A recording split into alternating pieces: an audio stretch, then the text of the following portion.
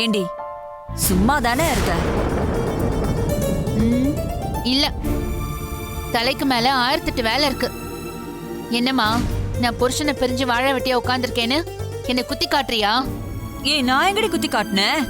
பின்ன சும்மா தானே இருக்கேன்னு அப்படி நக்கலா பேசுற. அடியே, ஒரு விசேஷம் இருக்கு, போயிட்டு வரலாமான்னு கேக்குறதுக்காக அப்படி சொன்னேன்டி. அதுக்கு ஒரு அர்த்தம் கண்டுபிடிச்சு சண்டை போறதுலே குறியா இருக்கியே.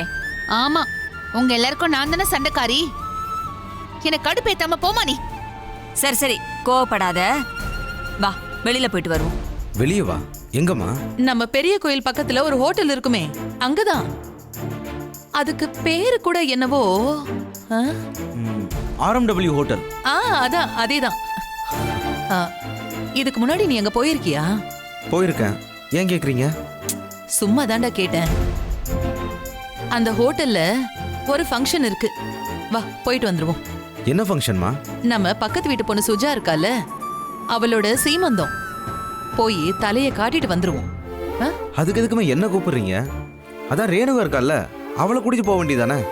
டேய், ரேணுகாவுக்கு உடம்புக்கு முடியலையாண்டா, அதனாலதான் உன்னை கூப்பிடுறேன்.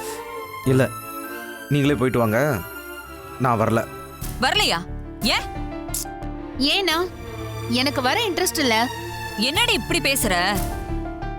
சொந்த பந்தம் ஒரு விசேஷத்துக்கு கூப்பிட்டா அதை மதிச்சு போயிட்டு வரணும்டி, அதான் முறை. கரெக்ட் தாமா, அதுக்காக வீட்ல இருக்கிற யாராச்சும் ஒருத்தர் போனா போதும்ல. நீயும் வீட்ல வெட்டியா தானே இருக்க, அப்புறம் என்ன, நீ மட்டும் போயிட்டு வா போ.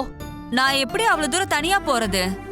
எது, இங்க இருக்கிற தஞ்சாவூர் உனக்கு அவ்வளோ தூரமா? மா மா ரொம்ப பண்ணாதமா.